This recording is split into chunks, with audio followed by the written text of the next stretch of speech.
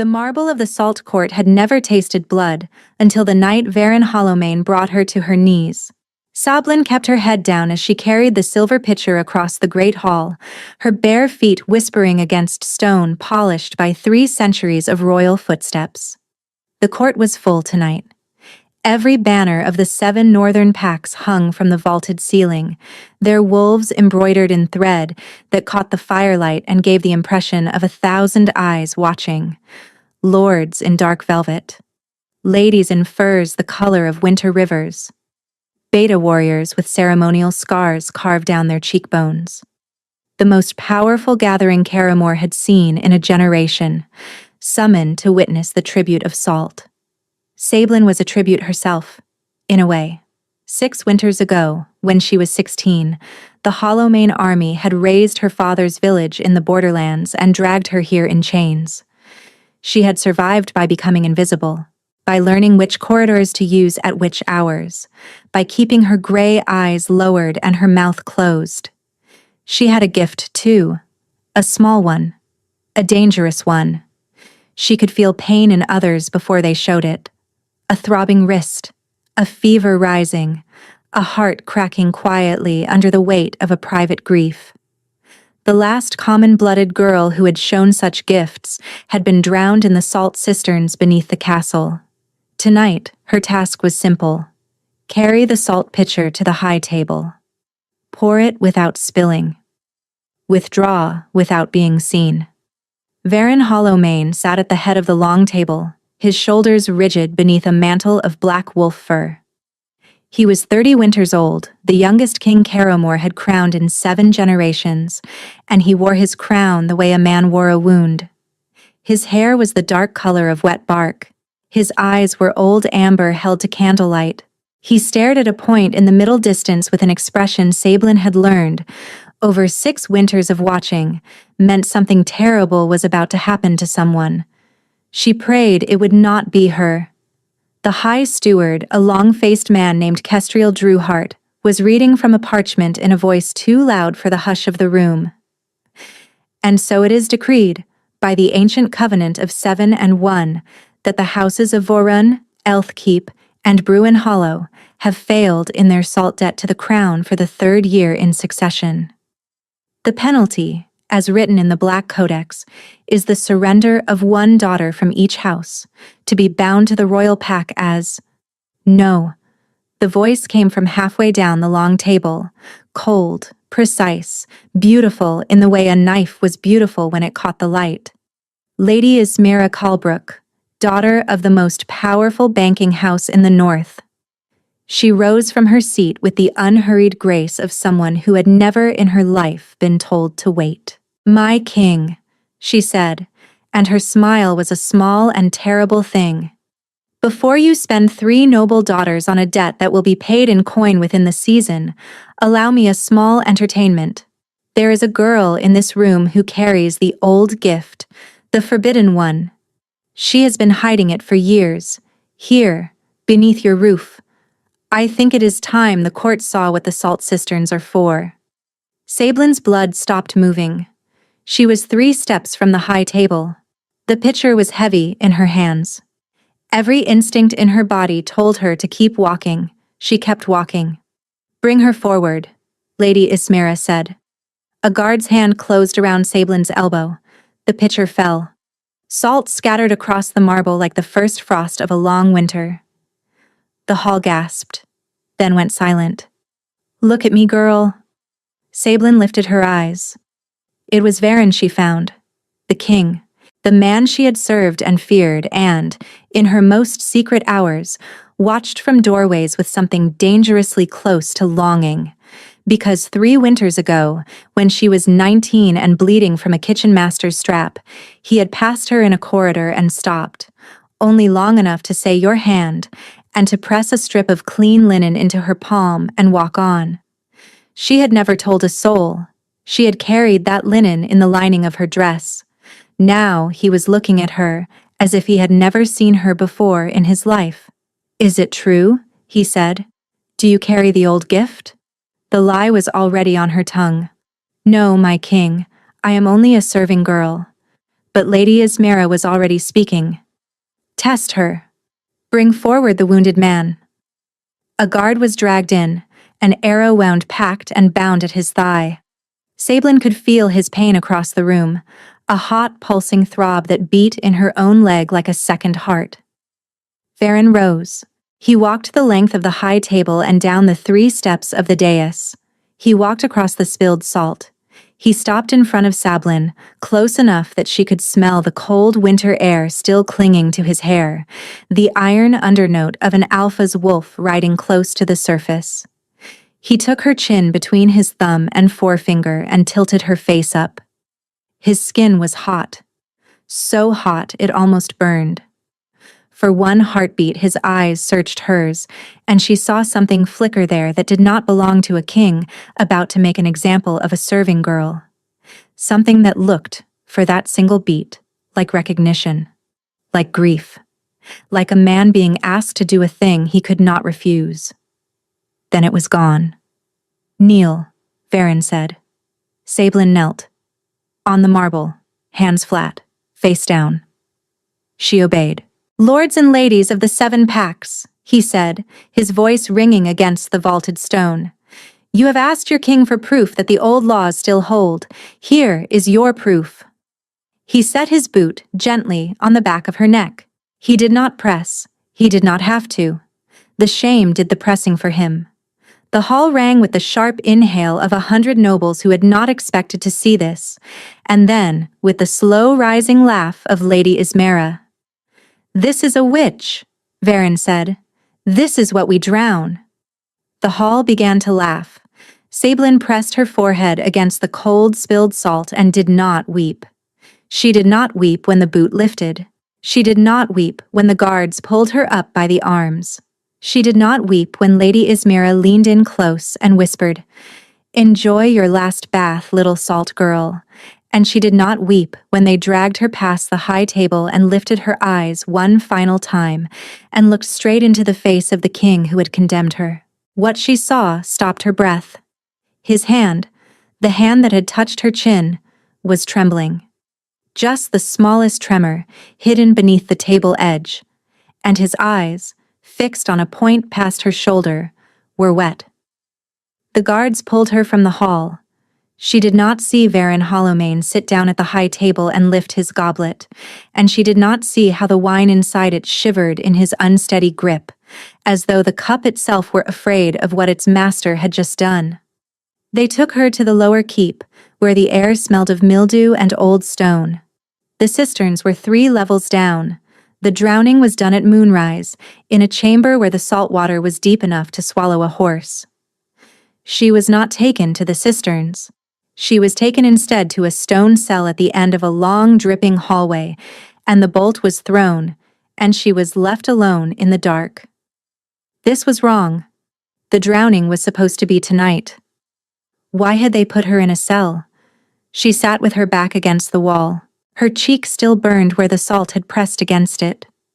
And in the place beneath her ribs where her gift lived, there was a strange quiet, as if something inside her had gone still and was listening. She thought of the king's eyes, wet, the trembling hand. A small sound from above made her freeze. A square of cloth had been pushed through the iron grate near the ceiling. She picked it up with shaking fingers. Inside, wrapped tightly, were 3 things: a heel of bread, a small clay vial, and a strip of clean linen. She knew the linen. She had carried a piece of it in her dress for 3 winters. Her breath caught. She looked up at the grate.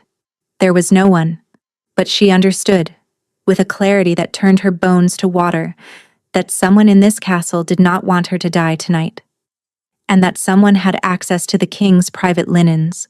Footsteps. Many of them, coming fast. Sablin shoved the cloth into the bodice of her dress just as the bolt was thrown. A small, sharp-faced woman stood in the doorway, her hair the color of iron filings, wearing the gray robes of a castle midwife. Behind her stood 2 guards in black livery without house crests. "Get up," the woman said, quickly. "We have less time than I had hoped." "Who are you?" "Names later," Walking now. She tossed Sablin a dark cloak. Cover your hair. If we are stopped, you are a midwife's apprentice and you are mute. Where are you taking me? Out of a place where one woman wants you drowned by midnight and another wants you alive by morning. The second has paid me 3 years of wages to make sure morning is what comes. Sablin walked. They moved through corridors she had never seen, down stairs that smelled of river water and rust, through a cellar where barrels of salted fish were stacked higher than her head. The midwife knew every turn. They came at last to a small wooden door set into the outer wall of the kitchens. Beyond it was an alley, a horse, and a man holding the horse. This is as far as I go, the midwife said. Mount, ride east. Do not stop until you reach the hollow mire. There is a village called Brindlemarsh on the far side. Ask for the woman who keeps the bee house. Tell her the cistern door was open. She will know. At least tell me your name. The midwife paused. My name is Wenna, and I am sorry, child, for what was done to you tonight. Not all of us laughed. The door closed. The man holding the horse pressed a heavy purse into her palm. Ride, and do not look back. If you look back, you will want to come back. And you cannot come back. Not yet. He slapped the horse's flank. Sablin rode out of the only home she had known for 6 winters, the salt of the salt court still dried on her cheek. She did not look back. If she had, she might have seen the figure standing in the high arrow slit of the southern tower. She might have seen the way his hands gripped the windowsill until the stone cracked beneath his fingers. She might have seen him turn, in a single fluid motion, and drive his fist through the oak door of his own chambers with enough force that the iron hinges screamed. She did not see any of it. But far behind her, as her horse cleared the eastern gate, a single howl rose from the highest tower of Carrowmore. It was not the howl of a wolf hunting. It was the howl of a wolf who had just discovered, too late, that the thing he had given away was the thing he could not live without. 3 corridors away, Lady Ismira Culbrook received word that the cell of the Salt Witch had been found empty. She listened without changing expression. Then she rose, walked to a writing desk, and wrote in a hand so neat it might have been printed. The girl has run. Find her. The hunt begins at dawn. She sealed the letter with black wax and a sigil that was not the Culbrook crest. It was a sigil no living member of the 7 packs would have recognized. It was the sigil of something far older than the kingdom, and far hungrier. The hollow mire took 6 nights to cross. By the time Sablin reached the far side, her boots had split at the seams, the horse had gone lame, and she had eaten nothing for 2 days but the heel of bread Wenna had pushed through the grate. Her lips were cracked. There was a hollow under each of her cheekbones that had not been there a week before. But her hand kept drifting, again and again, to her belly. She had known for 3 weeks before the Salt Court. She had not let herself think the word for it. A serving girl who lay with a king did not get to think the word for it. A serving girl who lay with a king once, on a single white snow night, in the same corridor where, 2 winters earlier, he had pressed a strip of linen into her bleeding palm and walked on. That night, he had not walked on. He had cupped her face in his hands as though it were a lantern he could not believe was still burning, and asked her, "Do you know what you are?" And she had not known how to answer, because no one had ever looked at her like she was a thing worth answering to. What had followed had been the gentlest hour of her life. At the end of it, he had pressed his forehead to hers and said, "I cannot keep you. Not yet. There are things you do not know. Wait for me. Trust me. I will come for you when I can." She had waited a year. She had waited through every silence in the corridor where his eyes did not lift, every council day when she watched him from a doorway and reminded herself that a king's not yet meant something different than a common man's. She had waited, and she had served, and she had hidden the small life that was beginning to grow inside her, and she had trusted. And he had put his boot on the back of her neck. The forest around Brindlemarsh was thick with birch and thorn, and it was the smell of wood smoke that finally reached her before the sight of the village did. She slid from the horse's back. The lame leg would carry it no further. She walked the last half-mile on her own torn feet. The village was small. 12 houses, a central well, a chapel with a tin roof, and, on the far edge, set apart, a low cottage with a steep thatched roof and a fenced yard. And inside the yard, 10 white wooden boxes that hummed. The bee house. The cottage door opened. A woman stood on the threshold. She was perhaps 60 years old, perhaps older. The weather had worked her face into something that did not quite belong to a single age. Her hair was unbleached wool, braided in 2 thick ropes down her back. Her eyes were the pale silver gray of river stones. She looked at Sablin for a long moment without speaking. Then she said, "You are smaller than I thought you would be." Sablin's voice cracked. "I was told to ask for the woman who keeps the bee house. I was told to say that the cistern door was open." The woman closed her eyes. She looked like a woman who had been waiting for that sentence for a very long time and who had not been entirely sure it would come. "Then it has happened," she said. "Come inside, child. Come inside before someone in this village remembers their eyes work." Her name was Marith, and she did not ask Sablin any questions for 3 full days. She gave her a basin of hot water and a dress of rough wool and a bowl of barley broth. She gave her a bed. She gave her salve for the cracks in her lips. She did not ask whose child was in her belly, though Sablin was certain Marith had known the moment she walked through the door. On the 3rd evening, Marith set down 2 cups of something hot.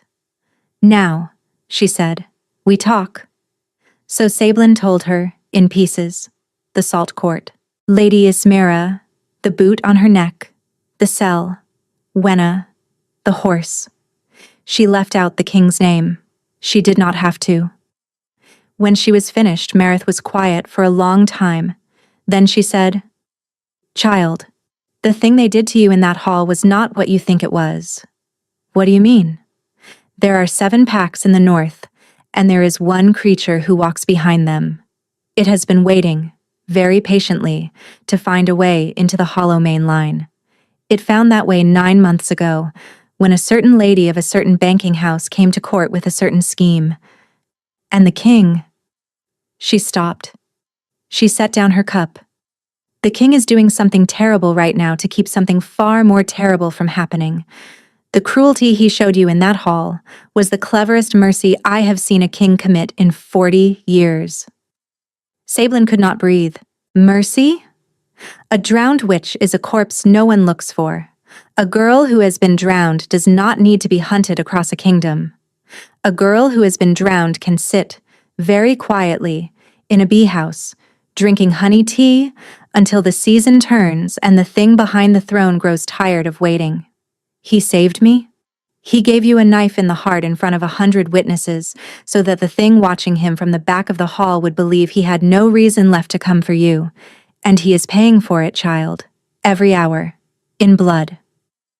Outside, the bees hummed on in the dusk, and somewhere beyond the dark line of the eastern forest a horn sounded. Long, low, not a hunting horn. Marith's silver eyes lifted. The lines of her face hardened. "They have found the horse," she said quietly. "The hunt that does not belong to the king." She stood. Her hands, Sablin noticed, were no longer the hands of an old woman. The fingers had grown longer. The nails had darkened. "Go to the back room. Lift the rug. There is a hatch beneath. Climb down. Do not come up until I call you by your true name." "You do not know my true name." Marith looked back at her, and her eyes had gone the color of polished iron, and her smile had too many teeth in it. "Child," she said, "I have known your true name since the night you were born. Now go." The horn sounded again, closer. And from beyond the bees, beyond the birch trees, came the unmistakable sound of riders, many of them, and they were not the king's. The hatch in the back room was older than the cottage itself. The wood was darker, denser than any tree of the hollow mire, carved on its underside with markings like the bend of running water frozen midstream. Sablin climbed down. The shaft beneath was a narrow stone throat. It descended further than the foundation of the cottage could have permitted, and at the bottom it opened into a chamber she did not have the candle to see all of. Above her, the cottage door burst off its hinges. She pressed her back against the cold stone and pressed both hands flat over her belly and did not breathe. The voices were many. 6, perhaps 7. One of them was a woman, and the woman's voice carried the kind of confident lilt that did not belong to a soldier. It belonged to someone of the Calbrook line. "Where is she, old woman?" Marith's voice, when it came, was light. "I keep bees, my lady, not girls. There are tracks at your fence, a horse. Lame. Strays come through here often, some lie down in my yard. Some die there. Search the cottage." Boots. A chair kicked aside, pottery breaking. The rug above the hatch was scuffed, but the boot moved on. The hatch had been laid back, the rug folded over it without a wrinkle. Then a different sound. A small, wet, surprised sound. A man's voice, choked. "Shrike. The old—" He never finished. What came next was not quite a scream. It was the noise a body makes when it realizes, very late, that it is no longer in charge of itself. There were several such noises, one after another, with very small pauses between them, the way a cook breaks the necks of fowl on a feast morning. Sablin pressed her face into her own arm and bit her sleeve. It was over in less time than it took her to count to 30. Then the woman's voice, no longer confident. "What are you?" Marith's answer was quiet. "I am the woman who keeps the bees." Then there was nothing. A long while later, the rug above the hatch lifted. "Come up, child. The yard is unpleasant, but the cottage is clean." Sablin climbed. Marith had drawn the curtains. There was a faint, metallic smell. The water in the basin where Marith was washing her hands was the color of crushed cherries. "Sit. Drink. We must talk faster than I had hoped." They were Calbrooks. They wore Calbrook colors. The woman who led them carried the same sigil that lady of yours used to seal her hunt letter.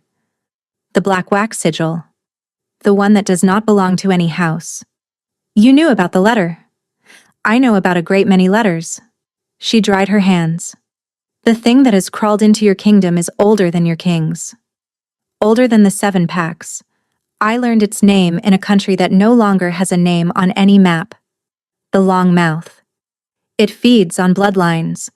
It enters them through marriage, through bargain, through bed. It does not show its face. It wears the faces of those it has already taken. Lady Ismera Calbrook is its face this season. The king. Is the king? Not yet. That is what the salt court was for. Your king has been holding the long mouth at the edge of his bloodline for 9 months. It cannot enter him without his consent. It cannot enter the line without a queen of its choosing. It needs him to be alone, and it needs you to be dead, because the long mouth has known what you are since the night you conceived, and the child you carry is the only thing in this kingdom that can unmake it.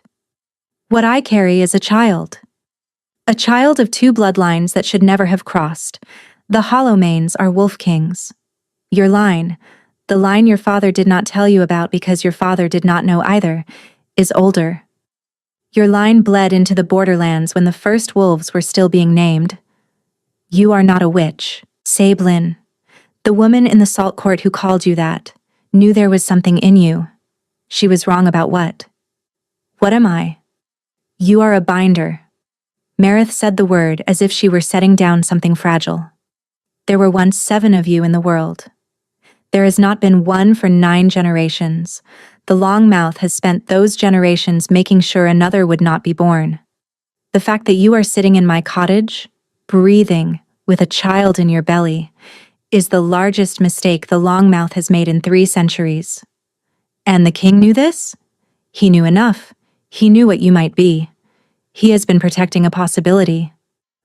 the corridor, the linen. I cannot keep you. Not yet. Sablin set the cup down very carefully. I have to go back. No, child. You cannot go back into the salt court while you carry that child. You cannot go back at all until the binder in you wakes, and that will not happen until you have been pushed past the edge of what you can bear. Tonight was not that edge. Tonight was the first step. Marith crossed to the window. The dusk had gone past dusk. Somewhere in the village, dogs began to bark, then stopped. All at once. The way dogs stop barking when something passes by that they do not have a name for. There will be more of them. The long mouth has burned through its first net. It will send a second. We do not run, child. We walk. On a path I have prepared. Pack what you can carry. We leave at moonset. Sablin was halfway to the back room when Marith spoke again, quietly. You asked my true name. I will give you part of it now. My name in the country that has no name was Drema of the Long Memory. I am older than you can guess. I served your line before there was a Carrowmore. I am sorry I could not come for you sooner. But we are walking now, you and I will not let go of your hand until either you do not need me, or I am ash on a wind. Outside, the second horn sounded. Closer. They walked for 2 nights. Marith, Drema, let her sleep only when dawn came, in a hollow under a fallen pine. They ate hard cheese and cold bread and dried apple. Sablin's feet bled into the wool wrappings. Marith changed them without comment. On the second night, Sablin began to feel it. A pulling. Behind her sternum. As though a thread had been tied to a hook between her ribs, and the other end was being slowly drawn westward, back toward Carrowmore. When she finally told Marith, Marith stopped walking. Already. Already what? He has begun to look for you. With the bond. He should not be able to. He has not finished the claiming. But he is looking, and the pulling you feel is his looking finding you. Whatever else he has done, child, he did not lie about the part of himself that bound to yours. The long mouth will feel him looking. We must walk faster. By the third dawn, they had crossed into the high meadowlands. That night they came to the stone. It rose out of a flat snowfield like a tooth. Black, taller than 2 men, smooth on every side except for a band of carvings at its waist. The same running water pattern Sablin had seen on the underside of the cottage hatch. The snow around its base was melted in a perfect circle. Marith made her place her palm flat against it. Listen. She listened. At first there was only the wind and her own breath. Then, slowly beneath those things, she became aware of another sound. Not a sound the way a voice is. The idea of a sound. A long, low note, as though someone very far away were holding a single string, and the string was the length of a country. The note was a line drawn through the world. And as she stood with her palm against the stone, she understood that the line ran from this stone to another like it, all the way across the world. 7 of them, 7 stones. And at the end, where the 7th stone should have been, there was a break, a wound, a hole the size of a kingdom. You feel it, Marith said. Do you not? There is something missing. The 7th stone. It was thrown down 9 generations ago when the last binder was killed. The long mouth threw it down. The line you feel is what holds it out of the deep places of the world. With 1 stone gone, it can reach into the shallow places. The throne of Carrowmore sits in a shallow place. And me? You are the 7th stone, child. Or you will be, when the binder in you wakes. That is what a binder is. You are how the line is repaired. Sablin pulled her hand back. I cannot be a stone. Not in the body. In the soul. She sank to her knees in the melted ring. The pulling had grown sharper. She could feel the king now. Not as a man in a castle, but as a thread of trembling heat reaching across the meadowlands toward her. He is in pain. Yes. The long mouth is feeding on him. Slowly. He has been holding it off by sheer will. When he can no longer hold it, the long mouth will wear his face, and the 7 packs will follow it because they will not know. How long does he have? Marith was silent. How long, Marith? A month. Perhaps less. A thin sound came on the wind, so faint she thought she had imagined it. Then it came again. A wolf, howling. A long way off. But she knew the howl. He is calling, she whispered. Yes. And child, we cannot answer yet. The binder is not awake. If we go to him now, the long mouth will swallow you both. There is a place where binders woke, in the old country. A place of cold water and old bones. If we can reach it before the moon turns full, the binder in you will wake, and you will be able to walk into the salt court and pull the long mouth out of your king's blood like a thorn out of a paw. But the storm coming down off the peak will close the high passes by tomorrow night. Then we walk through the night. Child. He has a month. I am not going to spend any of it sitting under a stone. For a long moment Marith only looked at her. Then a small, rare smile bent her mouth. There she is. Up. We walk. They walked into the rising storm. Behind them, a third horn sounded. And then, somewhere closer, in the direction they were walking, a fourth. They were being herded. The storm caught them on the morning of the 4th day. It came down off the peaks the way a hand comes down on a moth. Wind first, screaming through the pass, then cold so deep that breath turned to ice on the lashes within a few steps. Marith roped them together. They walked into the white. For hours there was only white. Sablin lost track of her feet, of which direction was up. She walked because the rope tugged her forward, and because to stop was to die. Then the rope went slack. She walked 3 more steps and the slack pulled tight and she nearly toppled. She turned. She could not see Marith. She pulled the rope. Coil after coil came toward her without resistance. The end came up out of the snow. It had been cut. A voice spoke, very close to her ear, on the side that did not face the wind. Lost something, Salt Girl? She turned. There was a figure standing in the snow beside her. Tall, wearing the shape of a woman, but the shape did not fit it correctly. The proportions were a little wrong. The way the proportions of a doll made by someone who had only had a doll described to them were a little wrong. The eyes were Lady Ismira Calbrook's. The mouth was not. You are not her. I have been her for 9 months, the figure said. Before her, I was the steward's wife. Before her, I was a nameless midwife in a town that no longer stands. I am a great many people, Salt Girl. And I am about to be one fewer, because you are walking in the direction of a thing that would let you take this face off me. I cannot have that. You are the long mouth. The figure smiled. The smile happened in the wrong order. The lips parted at the corners first and only then in the middle. You are quicker than your mother was. I will give you a moment. It is my one courtesy. Sablin's hand had moved without her permission, to her belly. Yes, I will be eating that as well. I have been very patient. I have waited 9 generations. Something moved in the snow behind the figure. A long shape, low to the ground, dragging. Marith. Crawling. Hurt. Black wetness in the snow behind her. Look at me, Salt Girl. Not at her. She is finished. The figure raised its hand. Something began to come out of its sleeve. It was not a hand.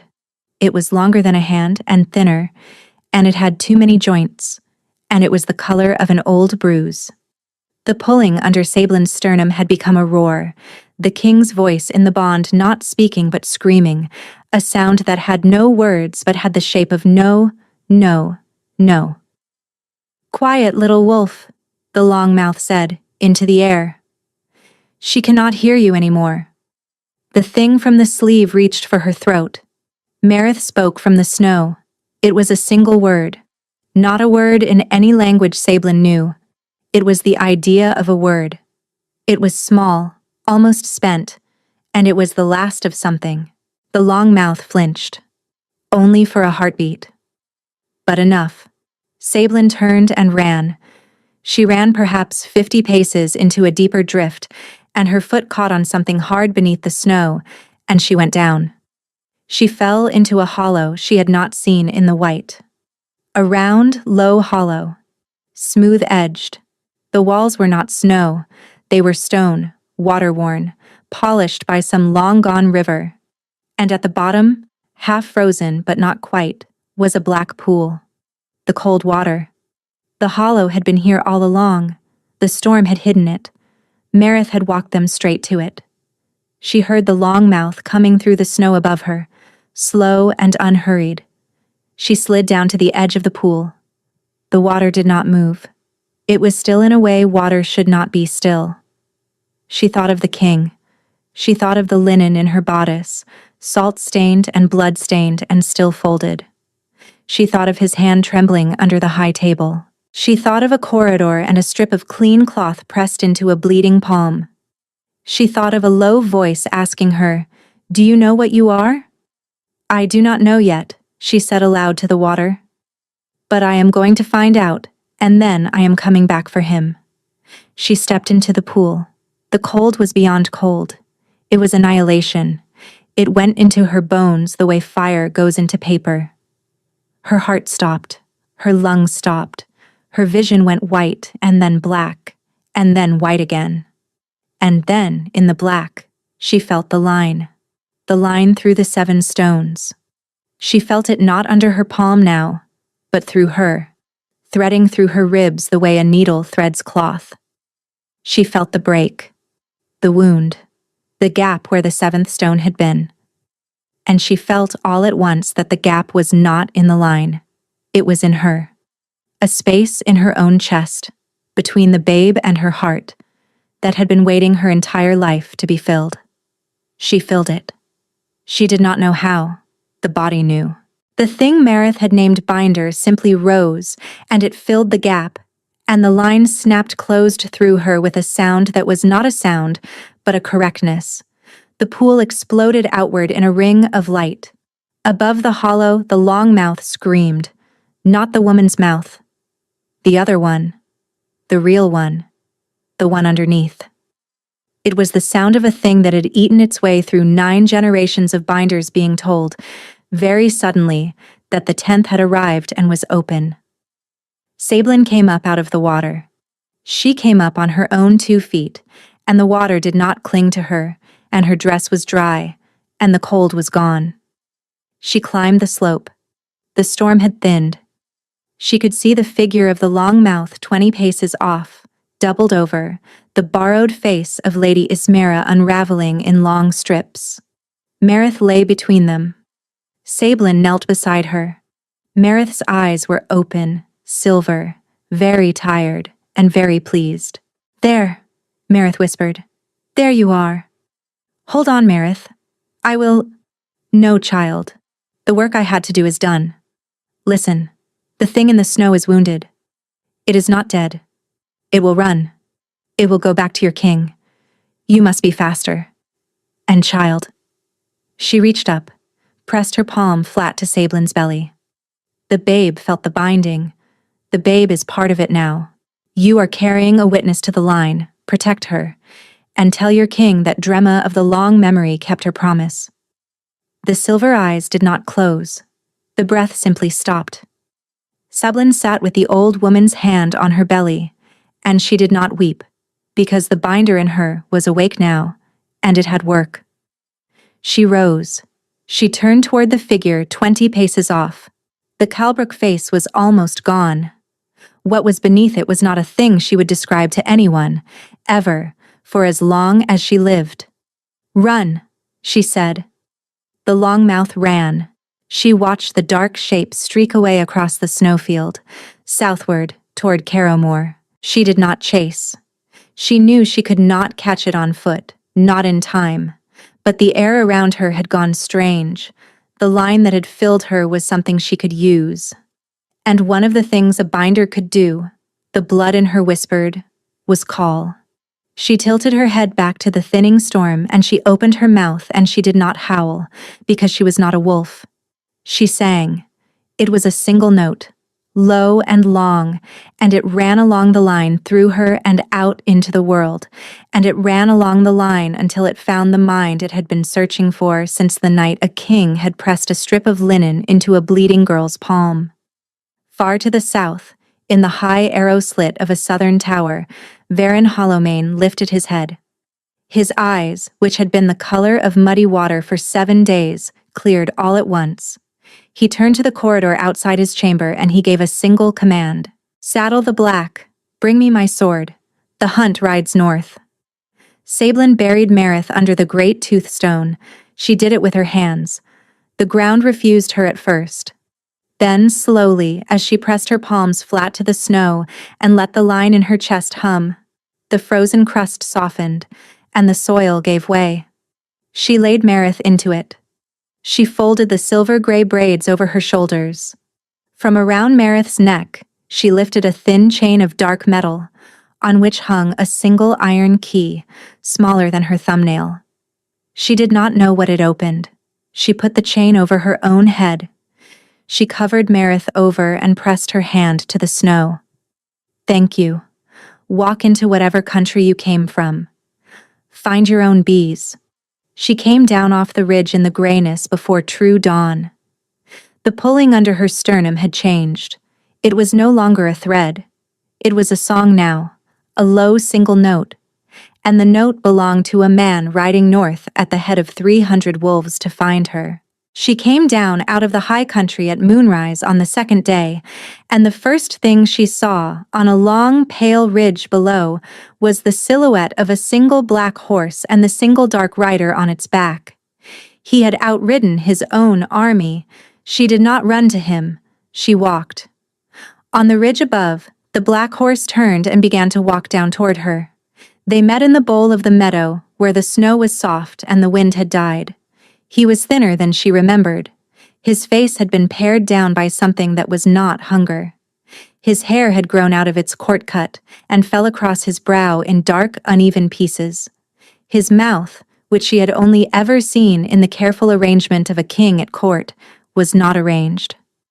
His eyes, when they fixed on her, were the eyes of a man who had not slept in 7 nights.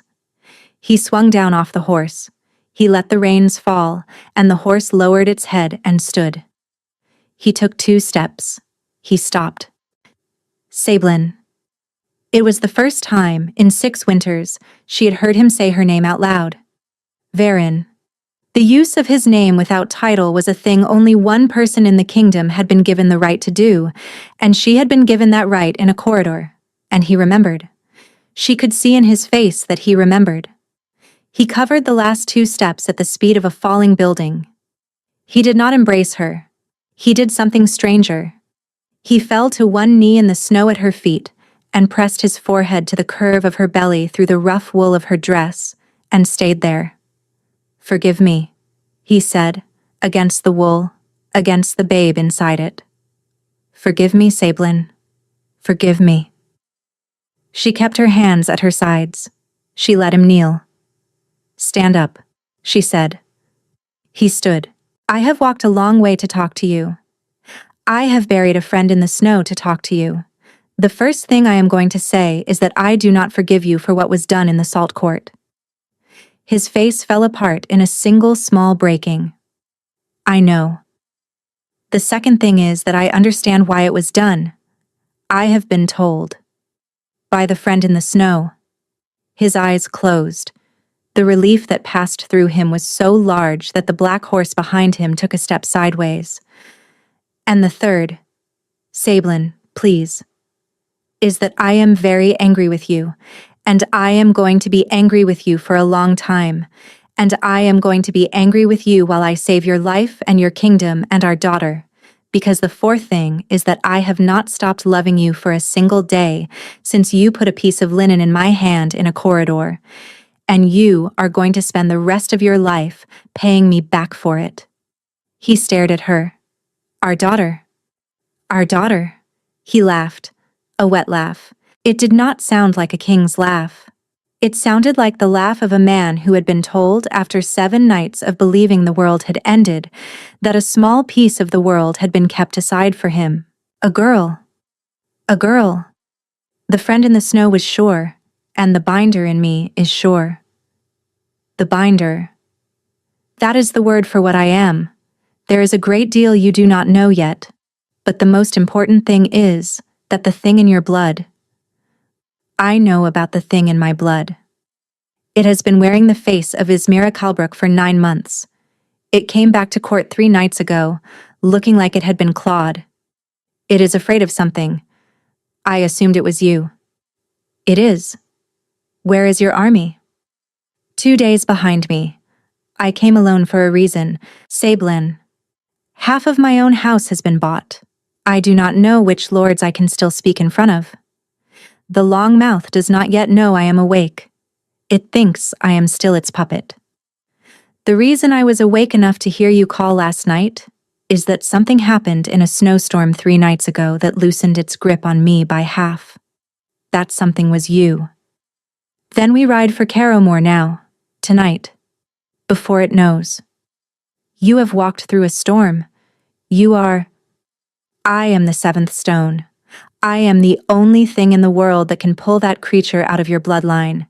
And if I do not pull it out before it learns I have woken, it will burrow itself so far into your throne that even I will not be able to reach it. Help me onto your horse. He helped her up. He swung up behind her and wrapped one arm around her belly. The babe inside her had gone quiet at the moment his hand closed over her, the way a startled bird went quiet when a hand it knew finally found it. He pressed his face, briefly, to the back of her neck. She felt his mouth move against her skin without sound. She thought she knew what he had said. The black horse turned south. When she did speak, she said, "Tell me about the throne." "How did you know?" "I felt it through the bond. The night I was on it. The night you..." She did not finish. "I felt the room shake when you put your boot on me. I thought it was my own legs." His voice against her ear was quiet. It was not. "The throne is bound to the line. The first Hollowmane king carved it out of the stone of a meteor that fell in his grandfather's reign. It is not a chair. It is a seal. It sits on the place where the Longmouth tried to come up into our country 3 centuries ago. So long as a true Hollowmane sits on it, the seal holds. While I have been giving up pieces of myself, the seal has been weakening. The throne has been trembling, Sablen. 3 nights ago it cracked across one corner. The long mouth has begun to come up. Then we are not going to Carrowmore to take the throne. We are going to unseat it. We are going to lift it off the place where the long mouth is coming up. And I am going to put my own seal there instead, before the moon turns full at the end of this week. That is in 5 nights. Then we ride faster." The black horse stretched into a longer stride. "Sablin." "Yes. Whatever happens after. I want you to know that I did not stop. In 4 winters. I did not stop. I know. You knew? I knew. You are not very good at silences, Varen. Every silence you ever gave me sounded like a man trying to hold a door shut. I was angry that I could not open the door. I was never confused about which side of it you were on." He made a sound she could not quite name. They rode through the rest of that night, and the day after, and the night after. And on the 4th dawn, the spires of Carrowmore rose at the edge of the world like a row of broken teeth, and on the wind came a sound she had been waiting 4 days to hear. Bells. The war peal. 3 short and 1 long. A rider was coming up the road at a pace no horse should have been asked to keep. He was one of Varen's. He was bleeding from the shoulder. "My king, the long mouth has thrown off the Kalbrook face. It has taken the High Steward, Kestriel Drewhart, and through Drewhart it has taken the inner court. The court has declared you dead in the storm. Your cousin Aaron Hollowmane has been crowned in the Salt Court at sunset yesterday. Aaron is the long mouth," Varen said quietly. "They have closed the city. They are killing every servant who served you, every guard who rode under your banner, every cook. They are calling them traitors of the Long Pretender. They have already killed 9. Sablin felt the king's body go very still behind her. Wenna, she whispered. Wenna of the lower keep is dead, my lady. So are 8 others. 24 are still alive. They are to be drowned at moonrise tonight. As witches. For the crime of having served me, Varen said. For the crime of having loved you in their small ways. Sablin, I know what you are going to say. The answer is no. We are not going to sneak in. The Longmouth is going to drown 24 people who tried to keep me alive. I am going to walk into the Salt Court at moonrise. I am going to walk in the front gate. And I am going to walk up the long aisle. And I am going to lay my hand on the throne in front of every face that laughed at me. And I am going to pull. They will try to kill you before you reach it. Then you will keep them off me until I do. He looked at her with the look of a man who had not believed, until that moment, that he was going to be allowed to keep the thing he had been protecting. All right, we ride for the front gate. He turned the black horse south. The bells rang on, and far behind, 300 wolves came up over the rise at a hard run and did not slow down. They reached the city at the long blue hour before sunset. Varen did not go to the front gate. He stopped the horse a half-mile out, in a fallow wheat field. He blew the captain's horn once, low and short. The 300 wolves of his personal pack formed up around the field in a half-moon. They were on horses, with iron at their belts. He swung down. He lifted Sablin down himself. Listen, we do not have an army. Inside that city are 3,000 men under Aaron's banner, and most of them are not bought. They are afraid, which is worse. We are not going to fight 3,000. We are going to walk into the Salt Court, and what we are going to do, we are going to do at the throne. Captain Bryn. A woman with a long scar from temple to jaw nudged her horse forward. My king. You will take 100 riders along the river road, set fires, 3 of them. Grain stores, empty barracks at the south wall, and the Calbrook counting house. The grain first because the wind will carry it. The barracks second because it will pull the city guard. The counting house last because it will tell every lord in the inner court that the wind has changed. My king.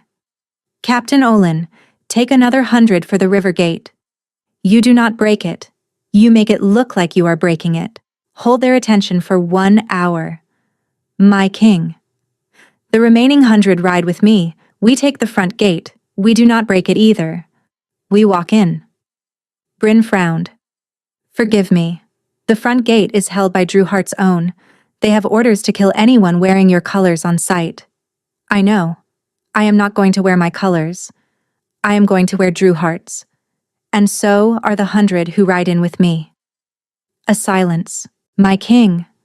The Codex. The Codex was not written for a kingdom whose throne has been compromised by a thing older than the Codex. I will answer to the priests later. Tonight, I will wear what gets me close enough to the throne to put my hand on it beside the ladies. Bryn dipped her head. My king. Go. She wheeled. Olin wheeled. The remaining 100 dismounted and pulled dark green livery over their own. Drewhart's colors. A young rider brought a folded green cloak to Sablin. She looked at it. No. You are going in dressed as a steward's man. Good. Do that. I am going in dressed as I am. They are about to drown 24 people for having served you. They are going to drown them at the same throne where you put your boot on my neck. The court is going to see me walk in wearing the dress I have walked 4 days in, with my hair the way it is, with my belly the way it is, and the court is going to remember. The young rider lowered the cloak.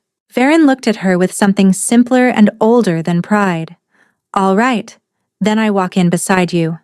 As I am, with 100 men behind us in stolen colors, you set the shape of this. Yes, I do. The bells changed. One long, drawn out, sustained. The death peal. The drowning has begun. Then we have already lost one of them, and we will not lose another. He swung onto the black horse. He pulled her up in front.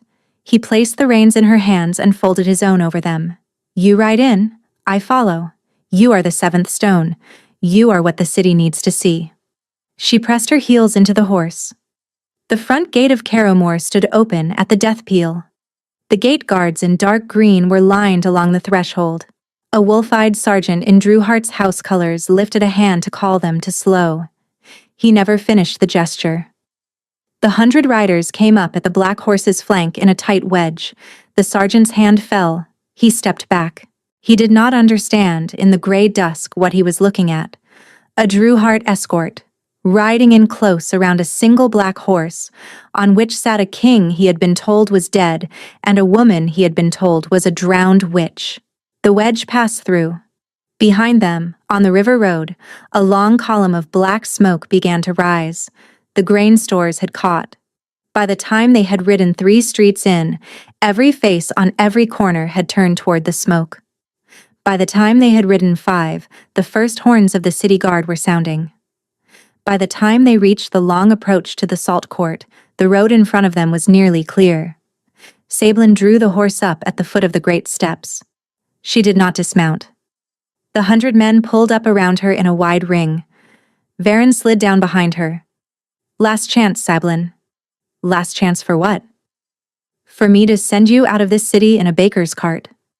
She smiled. It was a small and terrible smile. He had never seen it before. No, the cart left the night you put a boot on my neck. We are at the gate now. She swung down. She took her boots off on the steps, because the binder in her wanted skin to stone. The strip of clean linen, 3 winters carried, was tucked into the inside of her bodice over her heart, where the binder's line ran through her. She walked up the great steps in front of 100 men in stolen colors and a king without a crown. There were 33 steps. She climbed them one at a time. The 2 guards at the doors had been chosen for their size. They wore dark green. They did not, at first, lift their halberds because the woman climbing toward them did not look like a threat. It was only when she was 3 steps from the doors that one of them looked past her and saw the king, and saw the 100 men, and saw, in the king's face, the expression of a man who had remembered who he was. The guard's halberd came up. It came up too late. The other guard, the smaller of the 2, had already lowered his.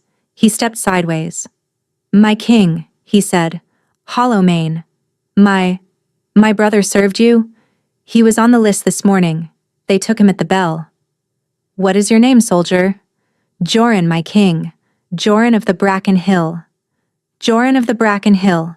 Open the door." Joran of the Bracken Hill turned and shoved his shoulder against the great oak door of the salt court, and the door swung inward. The hall blazed with torchlight. Every banner of the 7 northern packs hung from the vaulted ceiling, but they had been rehung upside down. The wolves of the 7 packs hung head down from their cords. The old sign. The line is broken. The order has been lifted. The new throne does not answer to the old word. At the far end, on the great black throne, sat a man who had Varen's cousin's face. His eyes were not amber. They were the color of an old bruise. Around the foot of the dais on the marble, 23 men and women knelt in a long line. Their hands were bound. Their heads had been shaved. The drowning trench, an iron-bordered channel built into the salt court for ceremonial tribute, and not used in 200 years, had been opened along the floor in front of them. Salt water glinted darkly. A 24th body floated face down at one end. Wenna of the lower keep, she knew, without having to ask. The long mouth, in Aaron's borrowed face, lifted its head. It saw her. For one moment the bruise-colored eyes widened. The long mouth had not, until that exact heartbeat, believed that the thing that had wounded it in the snowstorm could walk through the front gate of its own city. Then the borrowed mouth smiled. "Salt girl," it said, the voice carrying across the hall. "You are very late to your own drowning." Sablin took her first step into the salt court. The marble under her bare foot gave a single small ring, like a struck bell. The throne, at the far end of the hall, trembled. Every wolf in the room felt it. Every wolf in the room turned to look at her. She walked the long aisle as though she had walked it every night of her life. Behind her, Varen walked. Behind him, the 100 men in stolen Drewheart Green walked. They had drawn no swords. The drawing of swords would come. The lords in the hall were on their feet. Some had drawn short blades. Some had not. Lady Ismira Calbrook was not in the hall. What had been wearing her face had moved, 3 nights ago in a snowstorm, into a different face. And that different face was sitting on the throne and smiling. "Stop her," the Longmouth said. 3 guards in dark green broke from the foot of the dais and moved toward her with halberds lowered. Varen's left hand moved. He did not draw a sword. He simply moved his hand to the side, and the 100 men behind him moved with it, and a wedge of bodies stepped between her and the 3 guards. There was a brief, brutal noise of metal on metal, and the 3 guards did not get another step closer. She kept walking. "Salt girl." The long mouth in Aaron's face leaned forward. "You do not have to do this. I will give you a country. I will give you a continent. I will give you and your wolf king your child and 100 years of summer. I will only ask that you turn around and walk back through that door." She did not stop. "You are afraid. The binder's line in you is not yet seated. You woke too fast. You woke under cold water. You will reach this throne, and you will lay your hand on it, and the throne will take you, because the seal is broken, and the broken seal will eat the first thing offered to it. You are not coming here to bind me. You are coming here to die. Turn around. Turn around." She was 20 paces from the throne now. The babe inside her had gone very still. Not the stillness of fear, the stillness of attention. Sablin lifted her chin and said, in a voice that carried clear across the hall, "You are wrong about the seal." The long-mouthed smile slipped. "I am wrong about—" "You think the seal is on the throne. It is not. The seal is on the stone underneath the throne. The throne is the door to the seal. And a door is not a thing that eats.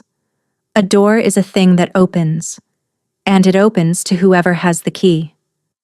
She lifted her right hand to the chain around her neck. She lifted the chain over her head. The small iron key swung once, twice, 3 times. The Longmouth stared. "Where did you get that?" "From a friend in the snow." "That is not possible." Drema of the long memory kept her promise. The borrowed body of Aaron Hollowmain stood up so fast that the throne behind it scraped backward across the dais with a sound of stone on stone. The bruise-colored eyes fixed on the key, and what came out of the borrowed mouth was no longer a voice. It was the voice of the thing that had been wearing Aaron for 3 nights, and Ismira for 9 months and 100 faces before that.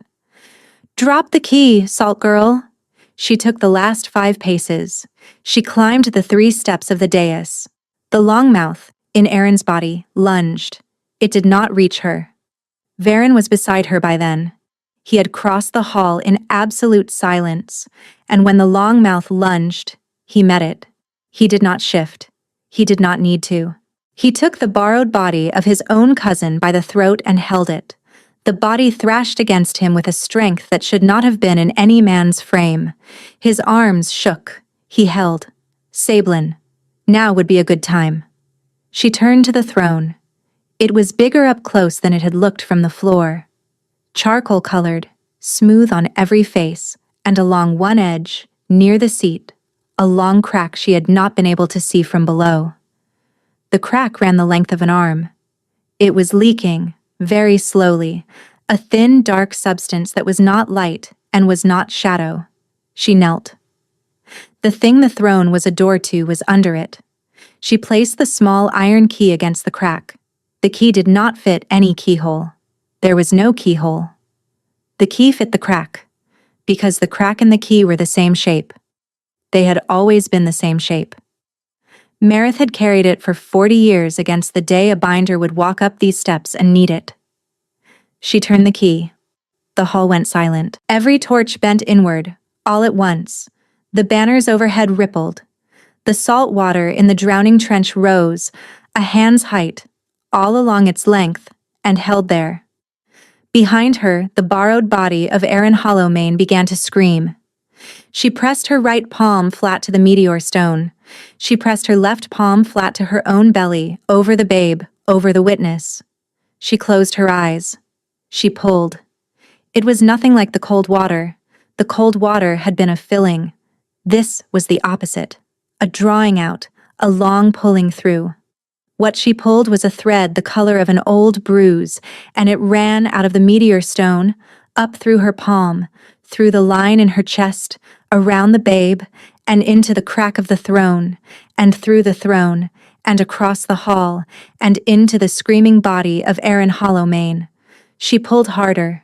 The long mouth came out of Erin in pieces, long, dark, ribboning pieces, pieces the shape of mouths, pieces the shape of fingers that were not fingers, pieces the shape of something that had spent 9 generations stitching itself together out of borrowed bodies.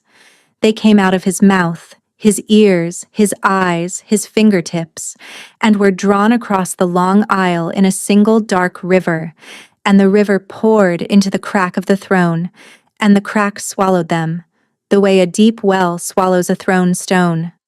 She kept pulling. The line in her chest had begun to burn, not the burn of pain, but the burn of a fire being asked to do the work of a forge. The babe inside her was awake, and bracing and helping, somehow, in a way she would not understand for years. The last piece of the long mouth came up out of the crack, and was pulled the wrong way. It did not go into the throne. It tried to go out of it, into her hand. It tried to find purchase in the binder's seam, in the place where the line ran through her ribs. She let it try. She did not pull her hand away. She closed the line. The thread snapped. It went into the throne with the rest, and the crack sealed itself with a sound like a struck bell, and the small iron key fell out of the seam into her open palm, no longer warm. The torches stood up straight. The salt water fell back into itself. The banners overhead, hanging upside down, swung once, twice, and the cords broke, one by one in a long rolling snap, and the banners came down out of the rafters and lay on the marble floor right side up. Behind her, Erin Hollowmane's body fell out of Varen's hands and hit the dais. He was not dead. He was simply empty in a way he had not been for 3 nights. He would wake. He would have to live with what he had let into himself. That would be his work, not hers. She stood up. She turned. The salt court of Carrowmore was on its knees. Every lord, every lady, the 100 men in stolen Drewhart Green, Joran of the Bracken Hill in the doorway, the 23 living prisoners at the foot of the dais. In the center of all of them, on one knee, with his eyes wet and his mouth open in a way that was not arranged, was Varen Hollowmane. He was not kneeling to her as a king kneels to a queen. He was kneeling to her as a wolf kneels to the thing that has saved his pack. She walked to him. She put her hand on his head, and she felt through the binder's line, the long, quiet song of a man whose throne had stopped trembling. "Stand up, Varen." He stood. "My king, I think we have a city to feed, and 23 friends to take down out of the trench, and a cousin of yours on the dais who is going to need a long sleep and a longer conversation. And, before any of that, yes, I would like to sit down." He laughed. The wet laugh again. It filled the hall, and one by one the men and women on their knees began to laugh too. Some wept. The 23 at the foot of the dais wept.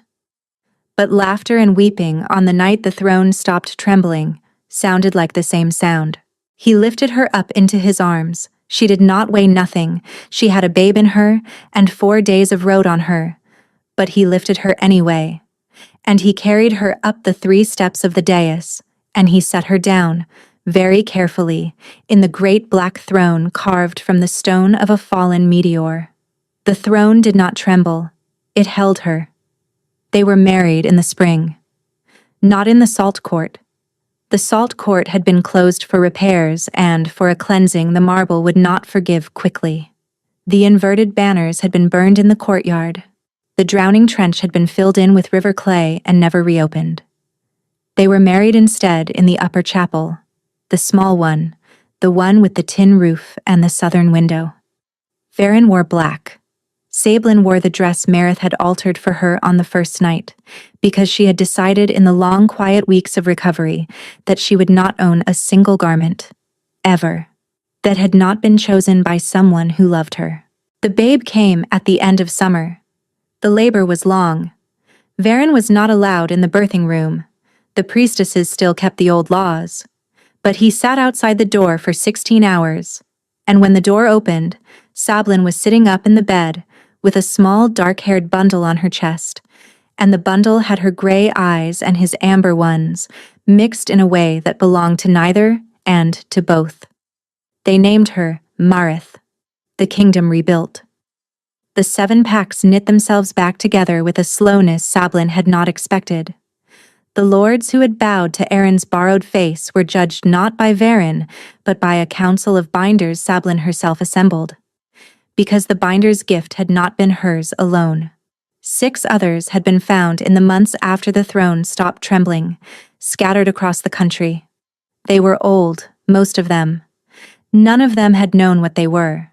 The line had reawakened in them at the moment Sablin had closed it through her own chest. Erin Hollowmane was not killed. He was sent to a small house on the eastern coast, with a quiet woman who tended him and a boy who taught him to fish. He never came back to court. He wrote a letter to Varen every year on the anniversary of the night his cousin had pulled the long mouth out of his throat, and Varen answered every letter, and the letters were never published. Lady Ismera Calbrook's body was found in a small chamber under the Calbrook counting house, where it had lain for 9 months. The Calbrook line was put under stewardship. The stewardship was given to her younger sister, who had wept, who had not known, who had been the only Calbrook not to attend the salt court on the night of the tribute. The cistern was drained. The water was carried out in barrels and poured into the river. The bones at the bottom were lifted, and they were buried under the southern apple orchard, and the orchard was renamed the Garden of the Linen Carriers, because Wenna of the Lower Keep had been only one of many. A small stone was set at the head of the grave. It said, in plain letters, "Here lie those who passed things through grates." Sablin visited it once a season. 11 years passed. In the spring of the 11th year, when the small Marith of Carrowmore was 10 winters old, and had begun, finally, to ask questions about the small white scar on her left palm, Sablin took her daughter, and a pack-horse of plain provisions, and rode east, into the bog country, to the village of Brindlemarsh, to the cottage at the edge of the village with the steep thatched roof and the fenced yard. The bee house was still standing. It had been kept up. Not by Sablin. By someone. The thatched roof had been rethatched within the last year. The fence had been remended. The 10 white wooden boxes in the yard hummed. A woman was sitting on the front step. She was perhaps 40 winters old. Her hair was the color of unbleached wool, braided in 2 thick ropes down her back, and her eyes were the pale silver gray of river stones. "You took your time, Queen," she said. Sablin swung down. She helped her daughter down. She did not, for a moment, find words. "Who," she said at last, "are you?" "My name in the country with no name was Lessa of the short memory. I was Dremma's apprentice, 200 years ago. She put me in this cottage 40 years ago, and she told me to wait, and I waited, and she did not come back. And one season I felt the line close, and I knew that she had not come back because she had finished her work, and I have been keeping the bees since." Sablin's hand went, without her permission, to the strip of clean linen she still carried in her bodice, after 11 winters and a daughter and a kingdom. "There is a hatch. There is a hatch." "Is there?" "There is a great deal," Lessa said softly. And there is a girl beside you who has just begun to ask questions about a small white scar. I have a kettle on, Queen. Bring her inside. Sablin took her daughter's hand. The small Marith looked up at her. Her eyes were the gray and amber mix that had always made the wolves of the inner pack go quiet when she walked among them. Mama, the scar feels warm. I know. Is it because of this place?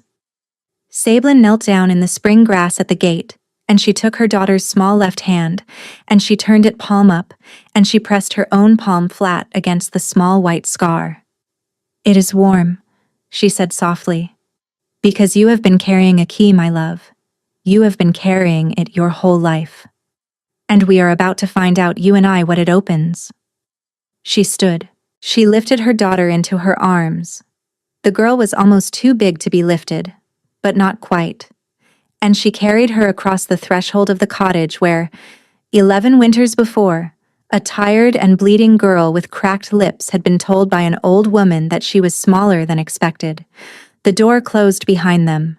In the yard, the bees hummed on. Far to the south and west, on the great black throne of the salt court of Carrowmore, a man with dark, uneven hair and amber eyes set down the day's last document, and he lifted his head, and he smiled, very faintly, in the direction of the eastern bog country, because he had felt, through a bond that had not finished surprising him in 11 winters, the small bright opening of a door he had not known his daughter carried. He sat for a long time after that, and the throne under him did not tremble, and outside the great window the wolves of Carrowmore lifted their heads, one by one, and they did not howl. They listened. They had learned in 11 winters under their queen that some things were better heard than answered,